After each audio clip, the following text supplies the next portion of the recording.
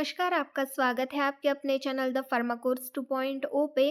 तो आज की इस वीडियो में हम पढ़ने वाले हैं फार्माकोग्नोसी इस सब्जेक्ट का जो चैप्टर नंबर 3 है, quality control of crude drug, उसके बारे में। इस चैप्टर का कुछ टॉपिक हमने लास्ट वीडियोस में कवर कर लिया है। अगर आपने वो वीडियोस नहीं देखे होंगे तो आप हमारे चैनल पर जाकर देख सकते हैं, और जो रिमेनिंग टॉपिक हमारा बचा हुआ है वो हम आज की इस वीडियो में देखने वाले हैं, आज की इस वीडियो में कवर करने वाले हैं। तो आइए स्टार्ट करते हैं।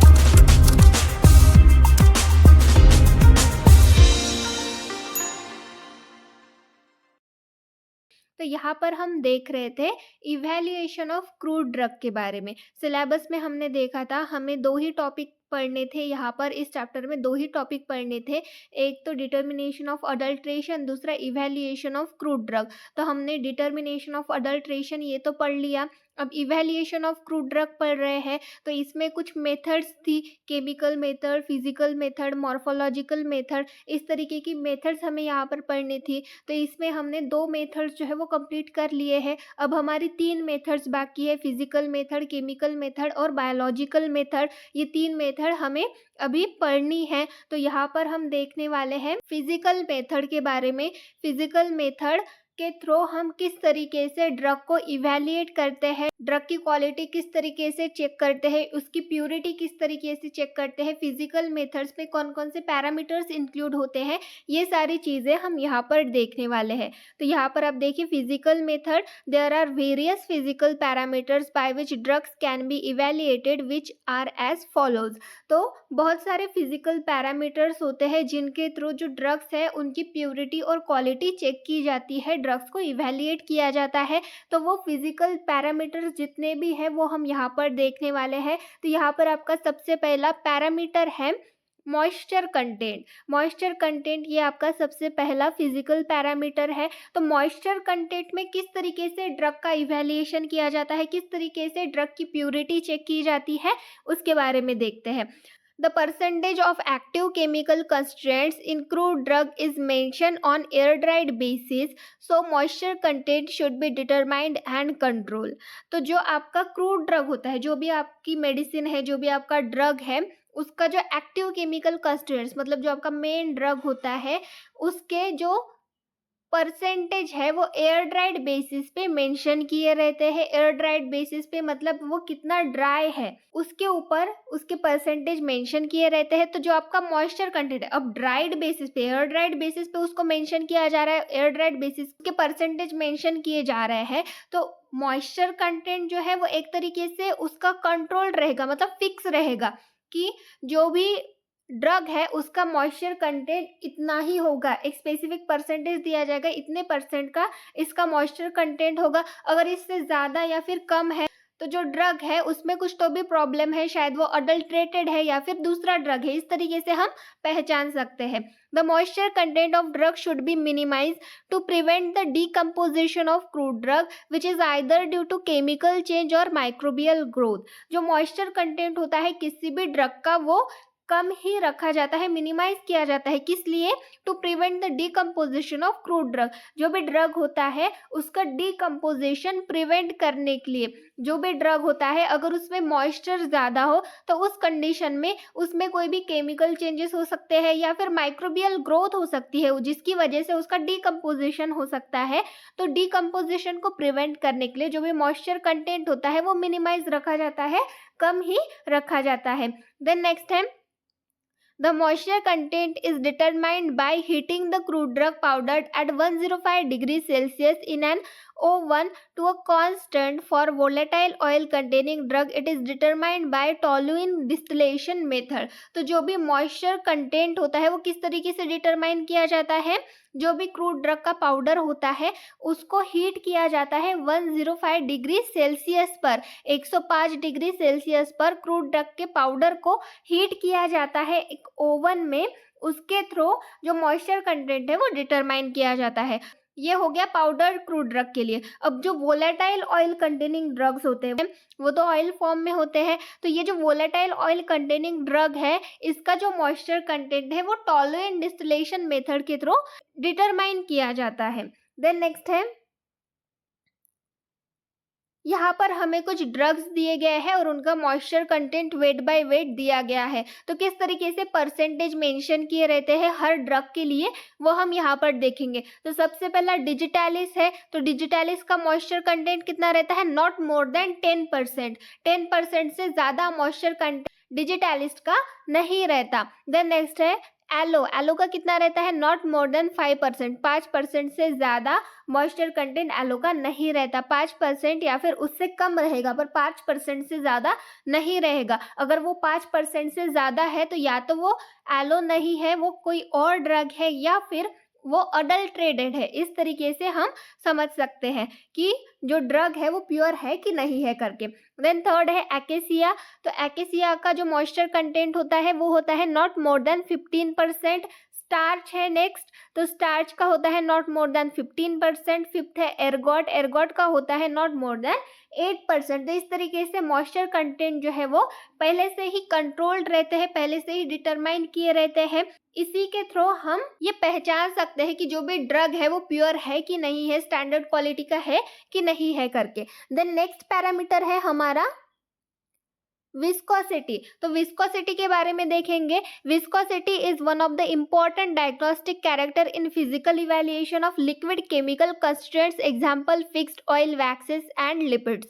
तो विस्कोसिटी ये एक इम्पॉर्टेंट डायग्नोस्टिक कैरेक्टर है फिजिकल इवैल्यूएशन का। जो लिक्विड केमिकल कंस्टिट्यूएंट्स होते हैं, जो भी लिक्विड फॉर्म में केमिकल कंस्टिट्यूएंट्स प्रेजेंट होते हैं, उनका अगर फिजिकल इवैल्यूएशन करना हो तो विस्कोसिटी एक इम्पॉर्टेंट डायग्नोस्टिक कैरेक्टर होता है। जैसे कि फिक्स्ड ऑयल हो गया, एग्जाम्पल्स दिए गए हैं, फिक्स्ड ऑयल हो गया, वैक्सेस हो गया, लिपिड्स हो गया। इनके अगर फिजिकल इवैल्यूएशन करना है तो विस्कोसिटी ये बेस्ट होता है उनका इवैल्यूएशन करने के लिए। The presence of adulteration changes the viscosity of liquid. तो जो भी लिक्विड केमिकल कंस्टिट्यूएंट्स है उसमें अगर कोई भी अडल्ट्रेशन है, वो अडल्ट्रेटेड है, जो भी आपका केमिकल कंस्टिट्यूएंट है वो अडल्ट्रेटेड है, तो उस कंडीशन में उस लिक्विड की जो विस्कोसिटी है वो चेंज हो जाती है। अगर आपके केमिकल कंस्टिट्यूएंट्स में कोई भी अडल्ट्रेशन है, वो स्टैंडर्ड क्वालिटी का नहीं है, वो प्योर नहीं है, तो उस कंडीशन में आपकी जो विस्कोसिटी है लिक्विड की वो चेंज हो जाती है। देन नेक्स्ट क्या बोला गया है?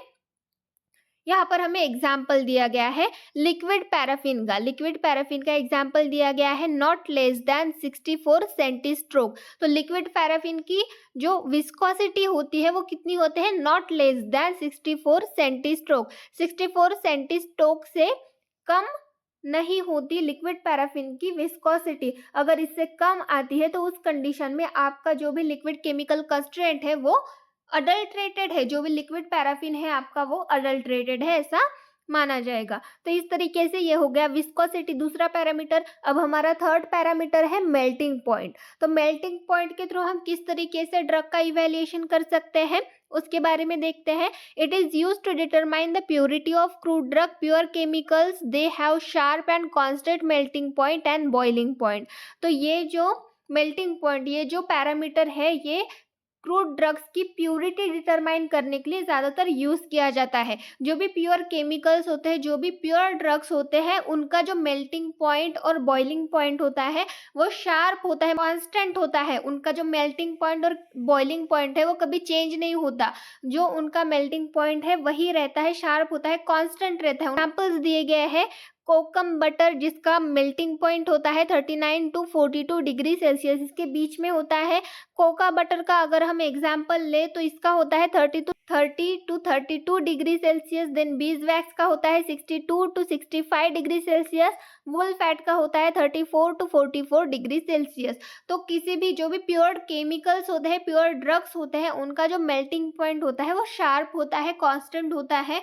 तो ये जो पैरामीटर है ये ज़्यादातर क्रूड ड्रग्स की प्यूरिटी डिटरमाइन करने के लिए यूज़ किया जाता है। देन नेक्स्ट हमारा पैरामीटर है सोल्युबिलिटी। तो सोल्युबिलिटी के थ्रू हम किस तरीके से ड्रग का इवैल्यूएशन करते हैं? The presence of adulterant can be indicated by solubility study. अगर किसी भी ड्रग में अडल्ट्रंट प्रेजेंट है तो उस कंडीशन में हम उसको किस तरीके से इंडिकेट कर सकते हैं? थ्रू सोल्युबिलिटी स्टडी के। मतलब हम सोल्युबिलिटी, उसकी सोल्युबिलिटी चेक करेंगे, उसके थ्रू हमें पता चलेगा कि ड्रग में अडल्ट्रंट प्रेजेंट है कि नहीं है, किस तरीके से एग्जाम्पल्स देख लेते हैं। सबसे पहला है balsam of Peru soluble in chloral hydrate solution while adulterated form may not solubilise properly. जो बाल्सम ऑफ पेरू है वो क्लोरल हाइड्रेट सॉल्यूशन में इजीली सोल्यूबलाइज हो जाता है, पर अगर बाल्सम ऑफ पेरू में किसी भी तरीके का अडल्ट्रंट प्रेजेंट है तो उस कंडीशन में वो क्लोरल हाइड्रेट सॉल्यूशन में प्रॉपरली सोल्यूबलाइज नहीं होगा। अगर वो सोल्यूबलाइज नहीं होगा तो हम समझ जाएंगे कि इसमें अडल्ट्रंट प्रेजेंट है करके। तो इस तरीके से हम आइडेंटिफाई कर सकते हैं कि जो हमारा ड्रग है उसमें अडल्ट्रंट प्रेजेंट है कि नहीं है। देन नेक्स्ट है alkaloid salt are soluble in polar solvent where they are insoluble in non polar solvent. जो अल्कलॉइड सॉल्ट्स होते हैं वो सोल्यूबलाइज होते हैं पोलर सॉल्वेंट में, वही वो नॉन पोलर सॉल्वेंट्स में इनसोल्यूबलाइज हो जाते हैं। तो इनके थ्रू हम किसी भी ड्रग की जो है वो सोल्यूबिलिटी स्टडी कर सकते हैं। जो भी हमारा ड्रग है वो अडल्ट्रेटेड है कि नहीं है ये चेक कर सकते हैं। देन नेक्स्ट हमारा फिजिकल पैरामीटर है रिफ्रैक्टिव इंडेक्स। तो रिफ्रैक्टिव इंडेक्स के थ्रू हम किस तरीके से ड्रग का इवैल्यूएशन कर सकते हैं। When a ray of light passes from one medium to another medium of different density, it bends the light from original path। अगर कोई लाइट हमने ले लिया, एक लाइट हो गया तो वो जो लाइट है वो हमने किसी मीडियम से पास किया, एक मीडियम से अनदर मीडियम दूसरे मीडियम में हमने पास किया। दोनों मीडियम डिफरेंट डिफरेंट डेंसिटी के होने चाहिए। तो हमने एक लाइट है, लाइट ऑन किया और जो रेज है वो हमने एक मीडियम से दूसरे मीडियम में पास किया, तो उस कंडीशन में जो लाइट है दूसरे पाथ में बेंड हो जाती है, उसकी पाथ जो है वो स्ट्रेट नहीं रहती, उसकी पाथ जो है वो चेंज हो जाती है। तो इस तरीके से रिफ्रैक्टिव इंडेक्स के थ्रू हम ड्रग्स का इवैल्यूएशन कर सकते हैं। The ratio of velocity of light in vacuum to its velocity in medium और substance is term as refractive index. यहाँ पर हमें रिफ्रैक्टिव इंडेक्स की डेफिनेशन दी गई है, किस तरीके से है। The ratio of velocity of light in vacuum to its velocity in medium. तो velocity of light in vacuum, vacuum में जो लाइट की वेलोसिटी होती है और मीडियम में जो वेलोसिटी होती है लाइट की, इनका जो रेशियो होता है इसी रेशियो को हम बोलते हैं रिफ्रैक्टिव इंडेक्स। यहाँ पर आप देखिए नीचे refractive index is equal to velocity of light on vacuum by velocity of light in medium, यही रिफ्रैक्टिव इंडेक्स होता है, यही डेफिनेशन है रिफ्रैक्टिव इंडेक्स की। जहाँ पर आर आई मतलब क्या होता है, R I is constant for the liquid and can be use as a criteria for the standardisation of crude drug. जो रिफ्रैक्टिव इंडेक्स है वो कॉन्स्टेंट होता है लिक्विड के लिए, जो भी लिक्विड होते हैं, लिक्विड ड्रग्स होते हैं उनके लिए कॉन्स्टेंट होता है, और क्रूड ड्रग के स्टैंडर्डाइजेशन के लिए ये क्राइटेरिया यूज किया जाता है, ये कांस्टेंट होता है हर लिक्विड के लिए। R I depends on, R I मतलब refractive index, depends on the wave length of incident light temperature and pressure. जो रिफ्रैक्टिव इंडेक्स है वो डिपेंड होता है किस पे, वेव लेंथ पे, जो इंसिडेंट लाइट है उसके वेव लेंथ पे डिपेंड होता है, टेम्परेचर पे डिपेंड होता है और प्रेशर पे डिपेंड होता है।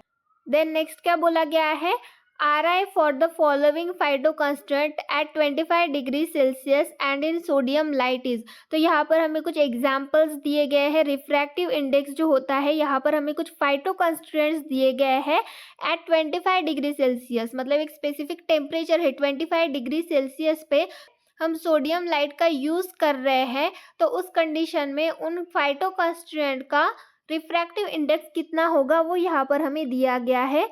तो सबसे पहला है क्लोव, जिसका रिफ्रैक्टिव इंडेक्स होगा 1.527 टू 1.535। देन नेक्स्ट है कैस्टर ऑयल, कैस्टर ऑयल का रिफ्रैक्टिव इंडेक्स कितना होगा 1.476 टू 1.527। तो इस तरीके से ये रिफ्रैक्टिव इंडेक्स जो है वो डिटरमाइन किया जाता है। देन नेक्स्ट हमारा पैरामीटर है ऑप्टिकल रोटेशन। ऑप्टिकल रोटेशन, इस पैरामीटर के थ्रू हम किस तरीके से ड्रग को इवैल्यूएट कर सकते हैं उसके बारे में देखते हैं। Some substance has property of rotating in plane of polarized light in a pure state और इन द सॉल्यूशन। तो कुछ ऐसे सब्सटेंस होते हैं जिनकी प्रॉपर्टी होती है, क्या प्रॉपर्टी होती है कि अगर वो प्योर स्टेट में है तो जो प्लेन ऑफ पोलराइज्ड लाइट है उसमें वो रोटेट करते हैं, उसमें वो रोटेशन करते हैं तो उसी को हम ऑप्टिकल रोटेशन बोलते हैं। This substance are known as optically active and the phenomena is known as optical rotation. तो ऐसे जो सब्सटेंस होते हैं जो कि पोलराइज्ड लाइट के प्लेन में रोटेट होते हैं, ऐसे सब्सटेंस को हम ऑप्टिकली एक्टिव बोलते हैं, ऑप्टिकली एक्टिव सब्सटेंस बोलते हैं। और ये जो फिनोमिना होता है, ये जो प्रोसेस होती है, इसको हम ऑप्टिकल रोटेशन बोलते हैं। देन नेक्स्ट क्या बोला गया है, plane of polarized light may be rotated towards left levorotatory or towards right dextrovotatory। जो प्लेन ऑफ पोलराइज्ड लाइट है वो लेफ्ट में रोटेट हो सकता है या फिर राइट में रोटेट हो सकता है। अगर वो लेफ्ट में रोटेट होता है तो उसको हम बोलेंगे लीवोरोटेटरी, अगर वो राइट में रोटेट होता है तो उसको हम बोलेंगे dextrorotatory. The optical rotation is determined at 25 degree Celsius using sodium lamp as a source of light. जो ऑप्टिकल रोटेशन है वो ज़्यादातर 25 डिग्री सेल्सियस पे किया जाता है, मतलब टेम्परेचर फिक्स होता है। और जो लाइट का सोर्स होता है वो कौन सा होता है, sodium lamp. Sodium lamp use किया जाता है as a source of light और टेम्परेचर होता है 25 डिग्री सेल्सियस। तो इन्हीं पैरामीटर्स को ध्यान रखते हुए जो ऑप्टिकल रोटेशन है वो डिटरमाइन किया जाता है। एग्जाम्पल्स दिए गए हैं। सबसे पहला है क्लो जिसका ऑप्टिकल रोटेशन होता है 0 degree to -1.5 degree. Then second है यूकैलिप्टस ऑयल जिसका ऑप्टिकल रोटेशन होता है +10 डिग्री। और थर्ड है कैरावे ऑयल जिसका ऑप्टिकल रोटेशन होता है +80 डिग्री। तो इस तरीके से एग्जाम्पल्स हो गए। देन नेक्स्ट है आपका 7th पैरामीटर ऐश वैल्यू। अब ऐश वैल्यू के थ्रू किस तरीके से हम क्रूड ड्रग्स को इवेल्युएट करेंगे, the residue which remains after incineration process of burning. Incineration मतलब process of burning is known as ash value. तो हम किसी चीज को बर्न कर रहे हैं, किसी सब्सटेंस को हम बर्न कर रहे हैं, इंसिनरेशन कर रहे हैं उसका, तो उसके बाद वो पूरा बर्न होने के बाद जो भी रेसिड्यू बचा हुआ रहता है उसी को हम बोलते हैं ash value. The ash consist of inorganic salts that occurs or sometimes added deliberately during adulteration। तो जो ऐश होती है, जो भी आपकी राख हम बोलते हैं, बर्निंग होने के बाद क्या बचता है, राख बचती है आपके पास। तो जो भी ऐश होती है उसमें इनऑर्गेनिक सॉल्ट्स प्रेजेंट रहते हैं जो कि नेचुरली ऑकर होते हैं या फिर कभी कभी उस ड्रग में जिसको हम बर्न कर रहे हैं उस ड्रग में अडल्ट्रेंट प्रेजेंट रहता है, उसको अडल्ट्रेशन किया जाता है, उसका अडल्ट्रेशन किया जाता है। तो उस कंडीशन में कुछ अलग तरीके के इनऑर्गेनिक सॉल्ट्स भी वहाँ पर प्रेजेंट रहते हैं। Some crude drugs are mixed with mineral substance like sand, chalk, powder, soil etcetera. तो कुछ क्रूड ड्रग्स होते हैं जो कि कुछ मिनरल सब्सटेंस जैसे कि सैंड हो गया, चॉक हो गया, पाउडर हो गया, सॉइल हो गया, इनके साथ मिक्स किया हुआ रहता है। कुछ ड्रग्स होते हैं जिनमें सैंड, चॉक, पाउडर इस तरीके के सब्सटेंस जो है वो मिक्स किए रहते हैं। The ash content of powder drug can be determined by incineration the powder drug so as to burn all organic matter. तो जो ऐश कंटेंट होता है पाउडर क्रूड ड्रग का वो किस तरीके से डिटरमाइन किया जाता है, इंसेंट्रेशन के थ्रू, मतलब प्रोसेस ऑफ बर्निंग उनको बर्न करके उसका उन ड्रग्स की ऐश कंटेंट जो है वो डिटरमाइन किए जाते हैं ताकि उन पाउडर क्रूड ड्रग में जो भी ऑर्गेनिक मैटर है वो सारा जल जाए, बर्न हो जाए। उसके बाद क्या बचा रहता है, इनऑर्गेनिक मैटर बचा हुआ रहता है। तो इनऑर्गेनिक मैटर के थ्रू, मतलब अगर किसी ड्रग को हम बर्न कर रहे हैं तो उस कंडीशन में हमें इनऑर्गेनिक सॉल्ट जो उसमें नेचुरली प्रेजेंट है वो हमें मिलेगा। पर अगर सेम ड्रग अडल्ट्रेटेड है और उसको हमने बर्न किया, इंसिनरेशन किया उसका, तो उस कंडीशन में हमें ऐश में कुछ अलग तरीके के इनऑर्गेनिक सॉल्ट्स मिलेंगे। तो उसके थ्रू हम समझ जाएंगे कि जो भी हमारा ड्रग है वो अडल्ट्रेटेड है। तो इस तरीके से हम ऐश वैल्यू के थ्रू ड्रग की प्योरिटी चेक कर सकते हैं। देन नेक्स्ट है ash value is a criteria to जज the purity and identity of the powder drug. जो ऐश वैल्यू है वो एक क्राइटेरिया है, किसके लिए क्राइटेरिया, किस चीज़ का क्राइटेरिया है, जो पाउडर ड्रग है उनकी प्योरिटी और आइडेंटिटी जज करने का एक क्राइटेरिया है। तो यहाँ पर हमें कुछ एग्जाम्पल्स दिए गए हैं, ड्रग्स दिए गए हैं, उनकी total ash value weight by weight दी गई है और एसिड इंसॉल्युबल ऐश दिया गया है। तो ब्लैक कैटेचू है, ये हमारा ड्रग यहाँ पर दिया गया है जिसकी टोटल ऐश वैल्यू होती है 6%। देन नेक्स्ट हमारा पैरामीटर है एक्सट्रैक्टिव वैल्यू। तो एक्सट्रैक्टिव वैल्यू ये किस तरीके का पैरामीटर है, ये किस तरीके का फिजिकल पैरामीटर है, इसमें क्या किया जाता है वो देखते हैं। Extraction is the process in which chemical constraints along with the impurities are extracted out. तो एक्सट्रैक्शन एक ऐसी प्रोसेस होती है जिसमें जो भी केमिकल कंस्टिट्यूएंट्स हैं उनके इम्प्यूरिटीज के साथ एक्सट्रैक्ट किए जाते हैं, उसको हम एक्सट्रैक्शन बोलते हैं। Due to the different chemical properties various polar and non polar solvents are used in the extraction process. अब हर केमिकल्स की अलग अलग केमिकल प्रॉपर्टी होती है, तो उसी के लिए हम एक्सट्रैक्शन प्रोसेस में पोलर और नॉन पोलर सॉल्वेंट्स यूज करते हैं। The extraction is classified on the basis of solvents which are as follows. तो एक्सट्रैक्शन की ये जो प्रोसेस होती है उसको क्लासिफाई किया गया है सॉल्वेंट के बेसिस पे। हम अलग अलग तरीके के सॉल्वेंट यूज करते हैं, तो उसी के बेसिस पे एक्सट्रैक्शन की प्रोसेस को क्लासिफाई किया है। तो क्लासिफिकेशन देखते हैं। सबसे पहला है वाटर सोल्यूबल एक्सट्रैक्टिव। तो वाटर सोल्यूबल एक्सट्रैक्टिव मतलब क्या होता है? The extractive is soluble in water and this method used for the drug which contain water soluble active constituents such as glycoside, sugar, tannin, plant acids, mucilage etc. अगर कोई drug है जो कि water soluble है तो उसका जो extraction है वो वाटर के थ्रू किया जाता है, उसमें वाटर यूज किया जाता है एज अ सॉल्वेंट करके। This method use for the drug which contain water soluble active constituents. तो ये जो मेथड है ये ज़्यादातर ऐसे ड्रग्स के लिए यूज किया जाता है जिनमें water soluble active constituent present हो, जैसे कि ग्लाइकोसाइड हो गया, sugar, tannin, plant acid, mucilage. अगर ऐसे वाटर सोल्यूबल एक्टिव कंस्टिट्यूएंट्स किसी भी ड्रग में प्रेजेंट है तो उस कंडीशन में उस ड्रग में वाटर एज अ सॉल्वेंट करके यूज किया जाता है। एग्जाम्पल्स दिए गए हैं यहाँ पर, हमें ड्रग्स दिए गए हैं। Percentage wait by wait, senna leaf का अगर हम देखें तो नॉट लेस देन 30%, जिंजर का देखें तो नॉट लेस देन 10%, एलो का नॉट लेस देन 25%। तो इस तरीके से ये एक्सट्रैक्टिव वैल्यू हो गई ड्रग्स की, जो भी वाटर सोल्यूबल ड्रग्स है उन ड्रग्स की ये एक्सट्रैक्टिव वैल्यू हो गई। देन नेक्स्ट है अल्कोहल सोल्यूबल एक्सट्रैक्टिव। अल्कोहल ये बेस्ट सॉल्वेंट होता है। Alcohol is the ideal solvent for extraction. Extraction process के लिए अल्कोहल ही आइडियल सॉल्वेंट होता है। Alcohol is use as 95% ethyl alcohol. Alcohol जो है वो 95% इथाइल अल्कोहल यूज किया जाता है। ड्रग्स दिए गए हैं और परसेंटेज वेट बाय वेट दिए गए हैं।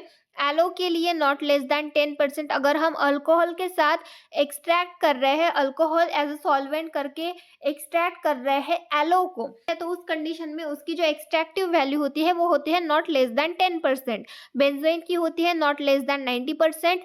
एसाफोइटिडा की होती है नॉट लेस देन 45%। तो इस तरीके से ये एक्सट्रैक्टिव वैल्यू हो गया अगर हम अल्कोहल एज अ सॉल्वेंट करके यूज कर रहे हैं तो। देन नेक्स्ट है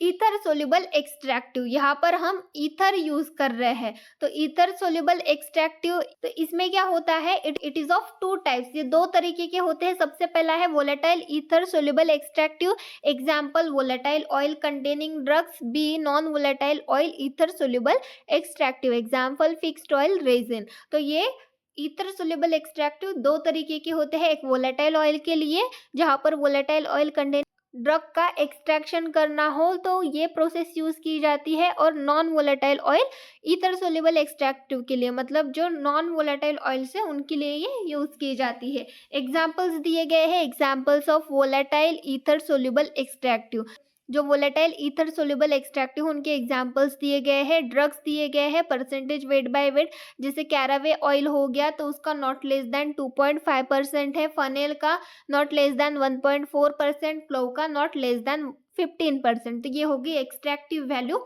ईथर सोल्यूबल एक्सट्रैक्टिव्स की। देन नेक्स्ट है examples of non volatile ether soluble extractive. यहाँ पर नॉन वोलेटाइल ईथर सोल्यूबल एक्सट्रैक्टिव्स के एग्जाम्पल्स दिए गए, तो उनके बारे में देखते हैं। तो आपका सबसे पहला है ड्रग कैप्सिकम, जिसकी एक्सट्रैक्टिव वैल्यू है नॉट लेस देन 12%। नटमेग की एक्सट्रैक्टिव वैल्यू है नॉट लेस देन 25%। लिंसीड की एक्सट्रैक्टिव वैल्यू है नॉट लेस देन 25%। तो इस तरीके से ये हो गई एक्सट्रैक्टिव वैल्यू।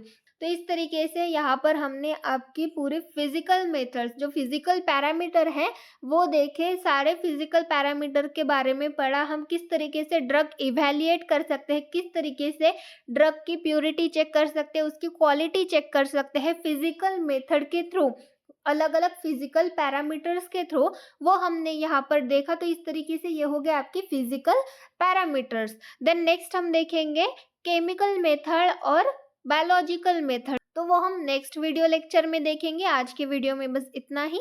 Thank you.